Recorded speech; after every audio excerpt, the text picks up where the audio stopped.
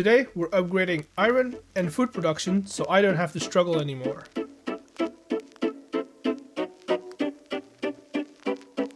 Welcome to a new episode on the Create World, and today we're starting out with the new iron farm. The one that we have is very small, but it has kept up with all of the things that we've been doing so far.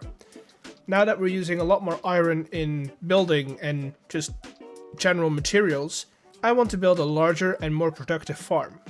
We do need to get some more stuff, like a bunch of crushing wheels, a massive amount of fans, and some more bits and bobs.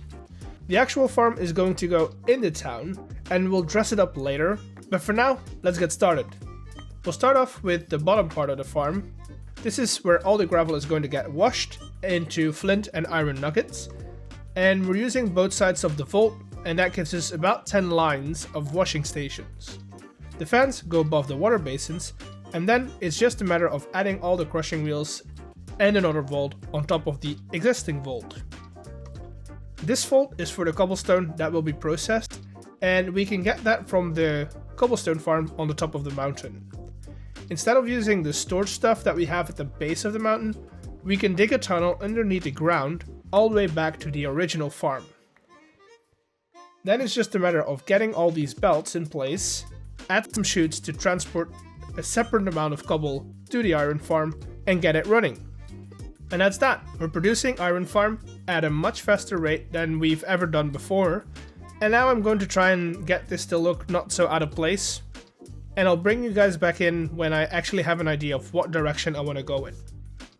So I've been tinkering with the shape and the size of this building, and I've come to the conclusion that we want to make it look like a combination of an old hardware store and a chalet that you would often find in alpine regions. So we'll be using a lot of spruce and dark oak to make the top floors, while keeping the base of the building made out of cobble and cobbled stuff. I want to make it look like they used slate for the roof, so we'll be using this tiled netherrack, and we'll add a little outcrop to break up the flatness of it all. The only thing that we need to do now is to add a little bit of detail and some random flywheels that can be used as some sort of a sign. For the interior shop front, we'll be using some crate blocks and some iron tools to display all the stuff that they're selling here. And that's that for the hardware store.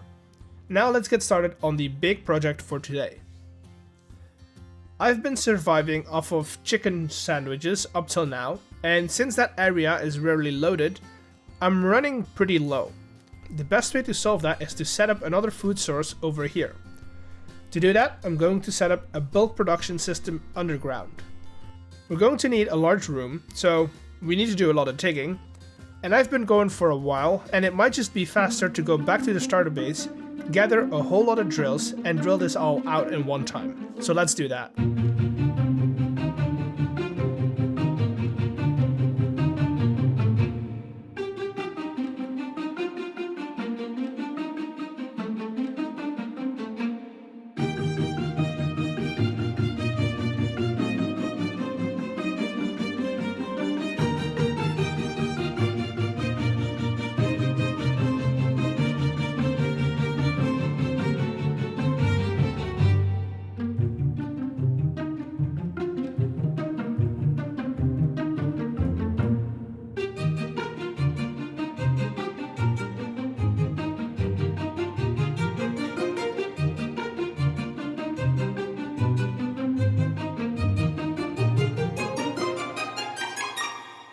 The room is a bit bigger than I actually need, but that allows me to route some power and other stuff around it.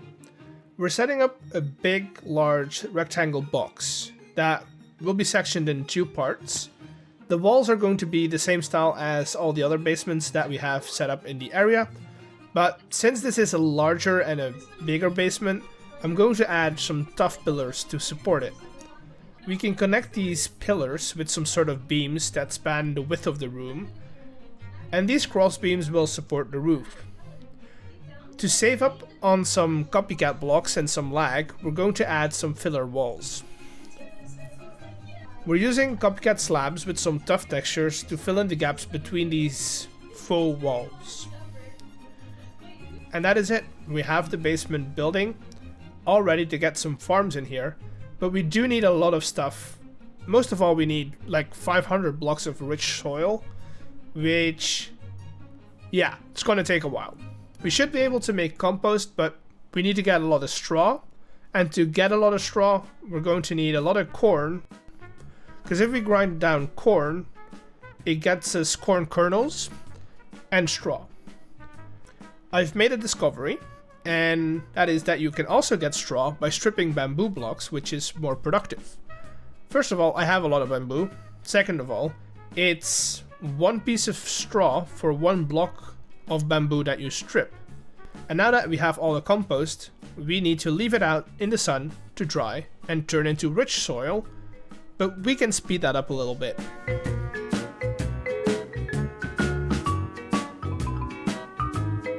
Let's pick all of these up and get these down into the basement so we can get started on the crop farms. Most of the food that we'll be making is sandwiches, because they're 1, nutritious, and 2, they give us a decent saturation boost. Another great thing about the sandwiches that we're making is that they only need 4 vegetables. We'll plant the carrots, cabbages, onions, and tomatoes, and the rich soil should give them an increase of speed at which they grow. While we wait for the first ones to grow, we can set up the harvester. The easiest way of doing this is with a minecart contraption, since that eliminates this use of power and we don't have to do the whole redstone link switch kind of thing. But that's it. That's a working crop farm. It still needs to grow into its full potential, but for now, let's pivot and get some prep done for the last part of this farm. We saved these 2 villagers in the last video, but now I'm going to need some more. So let's make a little breeder. I'm not doing the whole auto breeder stuff because I'm not going to need a whole lot of villagers, but I still want to have the option to throw in some bread in here and get a couple when I need some. Now I'm going to wait till I have a couple and then come back to y'all when we're ready for the next step. I did end up changing the layout for the breeder since we weren't breeding and now it works. And that also means that I can get started on setting some trades. We're going to be using these guys for bread. Bread is supposed to be a common first trade for farmers, but with this being a modded world, their traits have been expanded on by Farmers Delight and other mods, so this might take a while to get 5 of them ready. Now that these are ready and set up for trading, we need to get our second food group ready. The veggies are ready, so let's get started on the protein. We're going to be making some auto livestock farms. We're taking a very standard vanilla design, which is basically has all these mobs on an iron bar, and when you breed, the little ones fall into the water stream. That will lead them to a holding chamber, and once they are fully grown, we can process them. Let's get the other 3 compartments done, and I'll show you how we can automate this. To automate the harvesting, we can set up a deployer 2 blocks above the block where the young animals are waiting, and this way they will grow into its path. Then it's just a matter of supplying it with swords and extracting all the drops. We can mirror this for the farm on the other side. The breeding is a similar setup. The only difference is that we need to supply a breeding agent, which in this case, of cows and sheep, is wheat. The good thing is we have a wheat farm close by, but it might be just out of draw range, so we'll set up a little transfer point here in the middle where we'll get our wheat from. And now that we have set up all the animal stations, let's see if we can pick up 6 of each.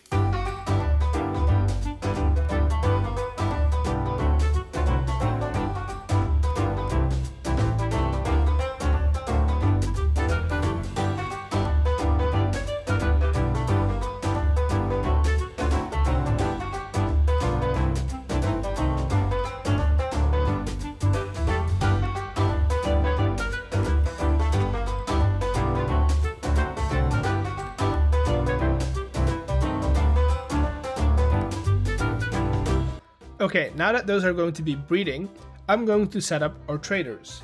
We've already established that the best trade for emeralds is flint, since it's a common byproduct for so many create processes. That being said, we're already using a lot of flint in other farms, so we'll set up a little flint station here. We'll get some cobble that we're already stocking up, and we'll crush it into gravel. And if we run this gravel through some millstones, we get flint. That is going to be turned into bread by the end of the segment. We'll set up some desks at both sides of the basement. On the outside of the basement walls, we can set up the auto traders, which will turn flint into emeralds every time a villager interacts with its workstation. Now let's get some fletchers in their pods and get them started on the job. We can do the same for the 5 farmers that we have waiting, and then it's just a matter of powering the mechanical arms and we're good to go. While we wait for all these farms to catch up, I can start decorating and troubleshoot while I'm busy. So I'll see you all in a bit, I guess. Now that we're done with the basement, we can build up a staircase to the surface. Here we can put together a little system that will process and combine all the ingredients that we're producing into 4 delicious sandwiches. We're starting out with the bulk of the machine, where 3 of our sandwiches will be constructed. On the sides and the front of the central belt system, I'm setting up systems to cook and cut some of our protein like beef and chicken. In the corner, we can get another belt in place for our hamburger production, and that's most of the system. Of course, we still need to add in some filters and some other bits and bobs here and there, but I'll take care of that and I'll bring you back in for the building. We're starting off with the obvious, and that's the walls. The building itself is going to be a fast food joint, so it's separated into 3 sections: the kitchen, the dining hall, and the office. The walls are going to be pretty simple, but in the dining hall I do want to add a little touch of color. The roof is going to be pretty simple as well, but it will tie back into the town that we're staying in. Overall, I want this building to feel like a franchise mixed with a diner, so it's meant to stand out a bit. A lot of white tones with some teal here and there are a must, and that's the building. The only thing that we need to do is get some decor up, but first I want to fix up some of the ground a little bit. So let's do that and also get some decor in place. Alright, and that's it. We have a sign made as well. I did it on a stream, and it's looking really good. The building itself has a little drive-in or drive-through, if you would call it, where I can quickly get to some food. And then on the inside, we have that diner feel. We've got some booths ready to go. We have some seating at the counter. We can get to our food as well. The kitchen has a little walk-in fridge. I'm gonna be honest, it still needs to be decorated, but it's a little space. I'll get to it one day. The kitchen itself is looking busy as ever, but I kind of like the feel of it as well. And then we have a manager's office, which I also kind of need to get more decorated, I guess. But we have a false wall here, and if we go through it, we can get down into our research and development center that we've been building this entire episode. But that's going to be it for today, I guess. I'm running out of time. I've been struggling with my computer, so I'm very sorry if any of these videos or these clips seemed framey or stuttery. I'm trying to fix it. I'll get it fixed one day, but for now, I'll end the episode over here. I hope you've liked it enough to subscribe and like the video, and I'll see you all in the next one. Bye!